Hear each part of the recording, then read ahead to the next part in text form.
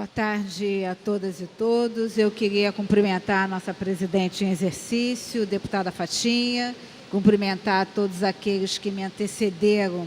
nessa tribuna, fazer uma solicitação à equipe técnica da mesa para diminuir esse ar-condicionado que nos deixa congelados. E eu quero iniciar a minha fala me dirigindo a duas mulheres que honram a Polícia Civil. Estou falando aqui da delegada Juliana Emerick, da DECAV, que nos últimos dias identificou e prendeu 4 homens responsáveis por um estupro de uma menina de apenas 12 anos de idade. Ano passado, nós tivemos uma grande discussão nessa casa sobre a maneira como a Polícia Civil conduziu o estupro coletivo acontecido na comunidade do Barão, na Praça Seca, em Jacarepaguá. Graças a Deus, dessa vez, a Polícia Civil, chefiada aí sobre a tutela da delegada Juliana Emerick, da Delegacia da Criança Vítima, imediatamente identificou, não se questionou, não se trouxe aquela frase infeliz de que se trata, em tese, da hipótese de um estupro coletivo, e além de identificar os autores do delito, a crueldade não termina no ato violento do abuso sexual de uma criança de 12 anos de idade. A crueldade se estende de uma forma impressionante quando a gente consegue identificar aqueles que, ao receberem um vídeo, ao terem conhecimento de um vídeo que retrata a dor dessa criança, não só passam a divulgar esse vídeo. Eu espero verdadeiramente que esses homens responsáveis por esse ato de violência respondam lá no limite das penas, que vão de 8 a 15 anos, e que aqueles responsáveis pela divulgação dessas imagens, pelo compartilhamento dessas imagens, e também possam responder lá do alto de suas penas entre 3 e 6 anos. Acho que nesse momento a união da Delegacia da Criança Vítima e a união da Delegacia de Repressão aos Crimes de Informática, que também tem lá a doutora Daniela Terra, que essas duas delegacias possam, de uma forma implacável, identificar os autores desses delitos e apresentar esses autores ao Poder Judiciário para que respondam pelo ato criminoso que praticaram.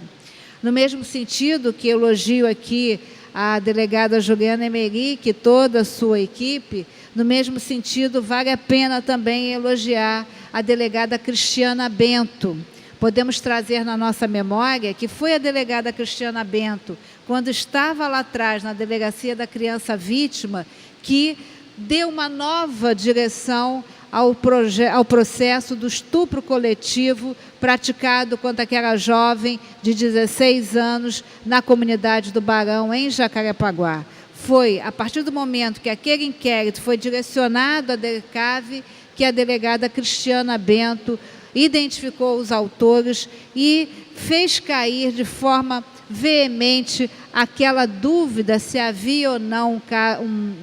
se tratava ou não de um estupro coletivo, e eu me lembro muito bem que a delegada, de forma firme, na sua primeira entrevista, não teve dúvidas em dizer que era, sim, um estupro coletivo, da mesma forma que, com toda a sua competência e talento, passou a investigar esse fato e a identificar os seus autores, que foram apresentados ao Poder Judiciário.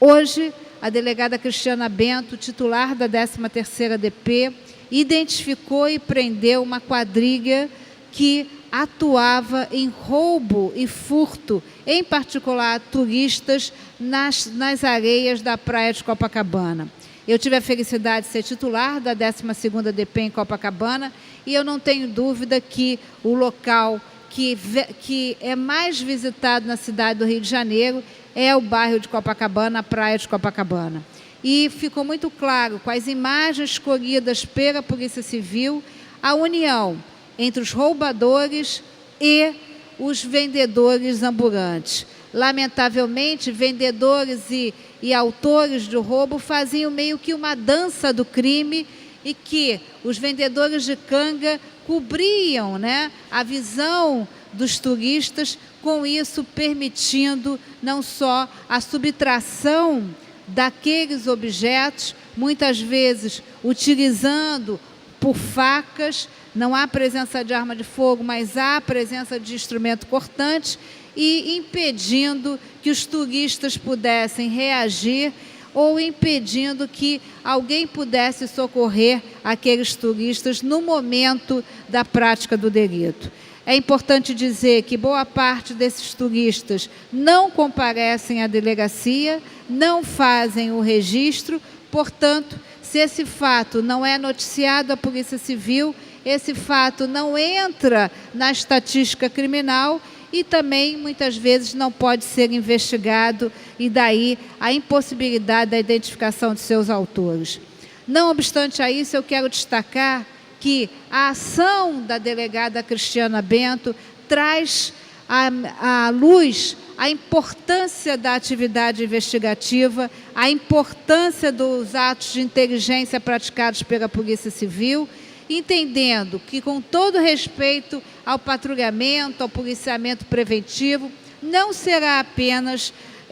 espalhando pela cidade ou pelo estado um número expressivo de policiais militares que nós vamos enfrentar a questão da segurança pública, que passa por um momento tão crítico e tão difícil. A participação, sim, da Polícia Civil é fundamental, e eu quero aqui reproduzir a minha fala na última vez que subi essa tribuna, quando falei que era importante que daquele universo que foi pedido pelo secretário Roberto Sade, 8 milhões para ajudar e socorrer a segurança pública, que não pensássemos apenas em ações ligadas à Polícia Militar, que não esquecêssemos aqui as ações da Polícia Investigativa, as ações de inteligência tão importantes nesse fato. Apesar de todas as dificuldades por que passa a Polícia Civil, que tem, a exemplo dos policiais militares, a ausência da gasolina, dificuldade do papel,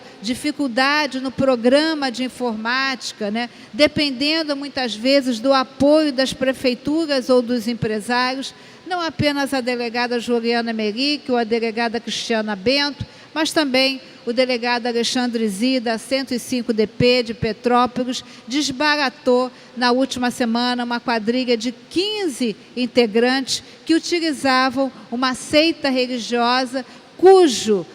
líder dessa seita já havia sido preso e condenado no estado do Maranhão a 35 anos de prisão, e passado 10 anos em que ele cumpriu a prisão, ele deixa o estado do Maranhão e reproduz, né, efetivamente no estado do Rio de Janeiro, em particular na cidade de Petrópolis e Itaboraí,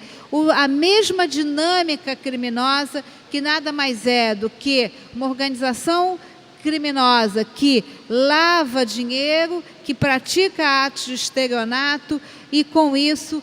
há ainda notícia de prática de violência sexual, e foi muito bom saber que a equipe do delegado Alexandre Zi, que merece aqui as nossas homenagens, desbaratou essa importante quadrilha. Apesar de todo o sucesso, que a gente pode sempre ficar muito feliz quando sobe essa tribuna para falar do sucesso das polícias, seja da Polícia Civil ou da Polícia Militar, não há nenhuma notícia quanto ao pagamento de servidores públicos. A Secretaria de Segurança, que vinha sendo tratada de uma forma, né,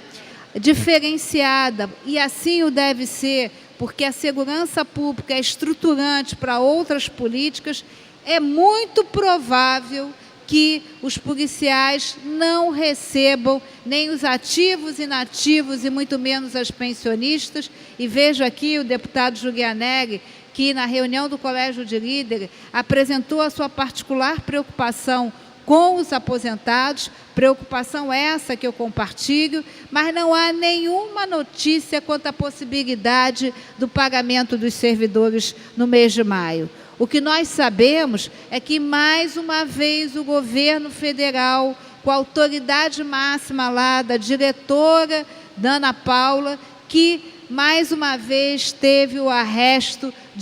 da verba do Estado do Rio de Janeiro. E eu tenho convicção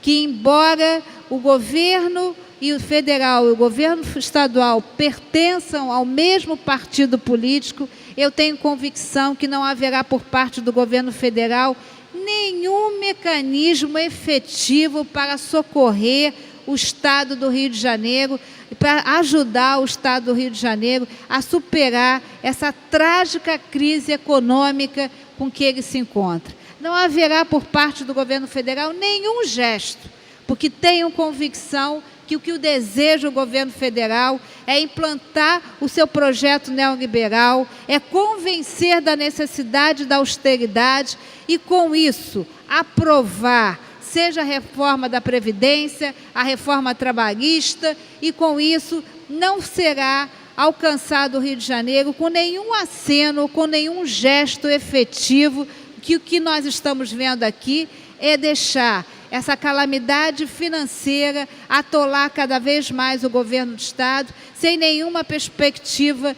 de qualquer solução para a grave crise que atormenta o Estado do Rio de Janeiro. Nós recebemos na semana passada, presidente Fatinha, um projeto de lei que saiu de pauta na data de hoje, que tratava aí, prometo ser breve, que é apenas 3 minutos, que tratava aí das alterações do Fundo de Equilíbrio Fiscal. Eu quero confessar que eu faço parte do bloco de deputados que teve muita dificuldade de entender o que pretendia o governo do Estado com esse projeto. E, para minha surpresa, ao estudar e tentar entender, né, essa antecipação que permite com que as empresas, né, antecipem esse valor, que seria de empresas essas que tiveram benefício fiscal, eu percebi, ao tentar entender e fazer a minha contribuição, eu apresentei 6 emendas. As minhas emendas foram de transparência, emendas exigindo, né, que a Casa Legislativa e a população do Estado do Rio de Janeiro tivesse conhecimento não só de quais empresas e do valor que foi antecipado. Eu apresentei 2 emendas relativas ao que aconteceria quando a empresa aderisse a esse programa de antecipação, mas que não cumprisse essa antecipação, se não seria cabível aí, né, a cobrança de juros, a cobrança da correção monetária. E as minhas emendas de transparência foram aceitas, e a minha emenda que determina que o arrecadado com esse fundo seja prioritariamente usado no pagamento dos servidores, seja ativos, inativos e as pensionistas. Fomos surpreendidos com uma discussão que muito difícil de ser travada, na medida em que foram apresentados dentro desse projeto uma nova visão para que algumas áreas de atuação sejam extintas desse fundo de benefício de equilíbrio fiscal, no que as empresas terão que contribuir de forma antecipada com o governo do Estado, empresas essas que receberam benefício fiscal. Quero dizer que, no meu entendimento, não é nesse projeto de lei que nós devemos travar essa discussão. Participei de uma bela audiência pública que tratou da questão do leite. Naquele momento se falou também da agricultura familiar, se falou também dos hortifrutis, mas, de repente, fomos alcançados com tantas outras exceções que fico me perguntando se esse projeto, que já ainda que permita uma antecipação, na verdade é uma perda de receita. E quando nós abrimos esse leque de exceções, nós ampliamos a perda da receita. Portanto, quero dizer aqui que eu espero verdadeiramente que o substituto que vai ser apresentado pela CCJ consiga, né, dirimir todas essas nossas dúvidas e que consiga, sobretudo, trazer um projeto que permita, né, a antecipação em tempo o mais rápido possível, uma antecipação de receita para que, mais uma vez, os servidores do Estado do Rio de Janeiro, seja ativos, inativos ou pensionistas, não sejam ainda punidos com a ausência dos seus salários. Eram essas as minhas considerações. Muito obrigada, senhora presidente.